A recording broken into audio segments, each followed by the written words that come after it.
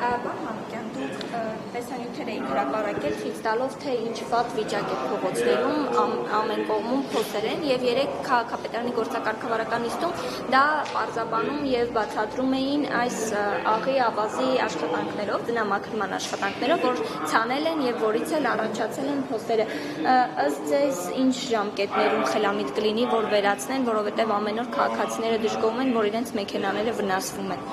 Նախ այդ պնդումը, որ աղն ու ավազն էր, դա սխալ է, եթե իրանք որակյալ ասֆալտ անային չէր քանդվի այդ ասֆալտը, այդ տրամաբանությամբ հյուսային բևեռում գտնվող բոլոր երկրները պիտի խրամատների վերածվեին։ Տեսեք մի պարզ օրինակ ձեզ բերեմ, մասիվը Գայի պողոտան որ կա, Թաղապետարանի դիմաց ասֆալտ, որը նոր են իրանք անցյալ տարի են արել ու կառուցման ընթացքում է պարբերաբար խոսվում էր, որ բիտում չեն տալիս իրանք, նորմալ նորմերը չեն պահում, հաստությունը չկա, այդ ասֆալտը քանդվել է։ Նույն տրամաբանությամբ Ամիրյանի փողոցի ասֆալտը չի քանդվել, հասկանում եք, դա թյուր ըմբռնում է, այսինքն ԿՊ-ն այդ իր ասֆալտչիկի բրենդը սպառել է, իսպար սպառել է, այսինքն իրանք ասֆալտի փողերն ուտում են, անորակ ասֆալտը սարքում են, դա անհերքելի փաստ է։ Ինչքան ժամանակ տեսական կլինի, տեսեք, օբյեկտիվությունը պահելու համար, եթե անձրևի ժամանակ փորձեն իրանք փոսալցումներ անել, իրոք քանդվի ու դա կատարյալ մսխում պիտի լինի, այսինքն քննադատությունը տեղին պիտի լինի, եթե եղանակային պայմանները թույլ տա, ես համոզմունք ունեմ, որ դա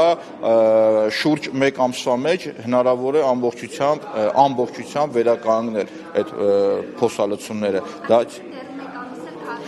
ավել Իմ գնահատմամբ այդ ամբողջի ավարտը կլինի կարծում եմ ապրիլ ամսին, որովհետև մոտակա ժամանակահատվածում եղանակային տեսությունը նայում ենք տեղումներ է լինում, տեղումների ժամանակ եթե փորձեն անել դա հերթական փողերի մսխումը կլինի, հետևաբար իհարկե սիրելի երևանցիներ ներողություն եմ խնդրում ձեզ ոչ իմ մեղքով այդ անհարմարավետության համար, բայց առնվազն նվազագույնը 1 ամիս ու կես դուք դեռ տառապելու եք, ես էլ ձեր հետ տառապելու եմ այդ փոսերի մեջ։ Եվ նաև գծանշումներ, հա, նորմալ չկան քաղաքում, ինչու դրանք չեն իրականացվում։ Տեսեք, գծանշումները ինչի համար չկան, պիտի ասֆալտը լինի, որ գծանշումն անես, գծանշումն անես, հետո տեղ բերես նորից ասֆալտ անես, նորից գծանշում տրամաբանական չի լինում։ Բայց փաստը մնում է փաստ, որ 18 թվականի հեղափոխության ժամանակ այսօրվա իշխանավորները, որ գետնին պարկած էին, Տարոն Մարկյանի ժամանակ այդ փողոցները բոլորը գծանշած, ասֆալտած, ավարտած է։ Այսինքն իրանց սիրած նախկինների ժամանակ այդ խնդիրը չի եղել։ Հիմա սրանց ժամանակ գծանշումները նորմալ չի, ինչ որ բերեցին նոր մեխանիզմ, որ այնպես գծանշում ենք անում, որը որ չի մաշվում, բան չի անում, բայց տոտալ քաղաքում գծանշման խնդիրները կա, արկա է։ Եվ նաև քաղաքապետարանի պաշտոնյաներից մեկին մեղադրանքի առաջադրվել, նույն այդ գծանշումների ինչպես կմեկնաբանեք սա, պարոն Մանուկյան, վերջին շրջանում օրինակ քաղաքապետարանում այս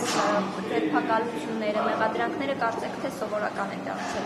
Տեսեք, կոնկրետ այդ դեպքի հետ կապված մանրամասները, որ չեմ տիրապետում, չեմ կարող գնահատական տալ, որովհետև իրոք չգիտեմ ինչն ա եղել, մամուլից եմ տեղեկացել, այլ ինֆորմացիա չունեմ, բայց այն, որ այդ կոռուպցիան պոզով պոչով կենթանին մտել է այս շենք ու սենց թևացում, աստեղից թռնում է, գնում է բյուզանդից հետա գալիս, դա անհերքելի փաստ է։ Կոռուպցիան միջև ամենասենց ականջների ծերը թաթախված են։ Երևան քաղաքի բյուջեն $400 միլիոն է, ժողովուրդ ջան։ Մենք տեսնում ենք ուր է այդ փողը։ Երևանում տեսնում ենք այդ փողը հանենք փողոցում լցենք Երևան, հասկանում եք։